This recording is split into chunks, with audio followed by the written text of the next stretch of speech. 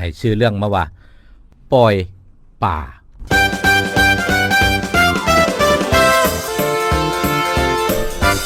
ชื่อเรื่องว่าปอยป่าในโอกาสวันปอยป่านี่แล้วหมาดๆอยู่ห้องการบ้านแห่งหนึ่งก็ได้จัดกิจกรรมบุญเรือนี่ก็ได้ถามผู้เป็นหมู่เป็นครูว่าจังได้ละเสี่ยวคือบ่เห็นตัวไปร่วมงานปล่อยป่าปล่อยอย่างน้ำบ้านน้ำหมู่น้ำคู่ก็เดี๋ยวว่าอยู่ห้องกันเฮาก็แจ้งกันให้ฮู้หมดทุกทิศทุกแดนแล้ว ว่าจะตัวทิศตัวแดนทางผู้เชี่ยวเพิ่นนี่ก็ตอบไปว่าเอ้ยตัวปล่อยอยู่ไสว่าเฮาก็ปล่อย